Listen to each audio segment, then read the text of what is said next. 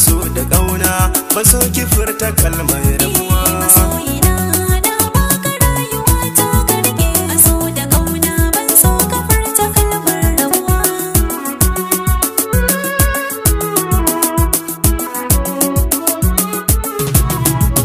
Zuciyata nike na baiwa dukanta, na sha wuyar so ki zo ki duba fuskata. Akwai bayanin da za na yi ki fuskanta, ki gane zancen akwai kuɗi akwai mota.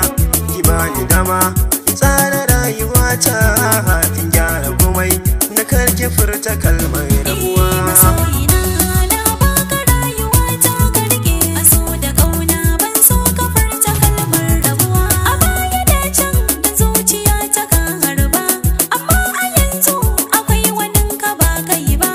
Akwai kalami ina so sannan akwai tarba, na barka ni dai dan na wuce fa na yi gaba.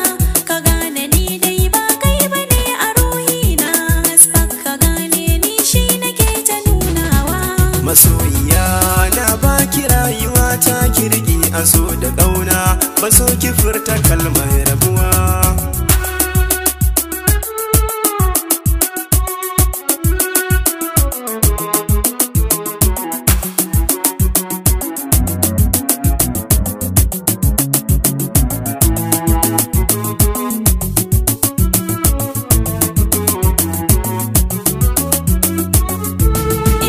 Masoyina na baka rayuwa ta karke a so da ƙauna ban so ka furta kalmar rabuwa. Abin fahar ne da ni kika fara soyayya a rayuwata, na baki dukkanin ƙauna.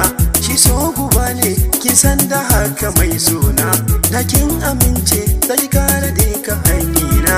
Amma fa ni dai yanzu fa za na barki, da ni da ke ban so mu ƙara koma haduwa. Masoyiya na baki rayuwa ta kirki a so da ƙauna ba so ki furta kalmar rabuwa. Da tafi sauki tun da ka fahimci ban san ka, ka je abinka tun da ni fa yanzu na barka. Ko dan kuɗi ko mota ka gane ban san ka, shi so fa kun san barwansa shi da munin ka. Ka gane ni dai na barka ba ruwana, da ni da kai ban so mu ƙara koma haduwa. Masoyiya na baki rayuwa ta kirki a so da ƙauna ba so ki furta kalmar rabuwa. Ke na kaso kuma ne kika so, a zuci ke dai ni nake yi wa so. Na karkasa duk wani mai miki so, idan kika bani na baki a so. Ni fa kin fasa mokin biyata, kike mulki birnin zuciyata, sarauniya cikin duka mata. Wala saki yana mini ne, ki taho mana karki ji kome ne. Kake zan iya yaƙi da kowa ne, to ki bani na baki ki so ne na soke akan ki ne zan iya kome. Masoyina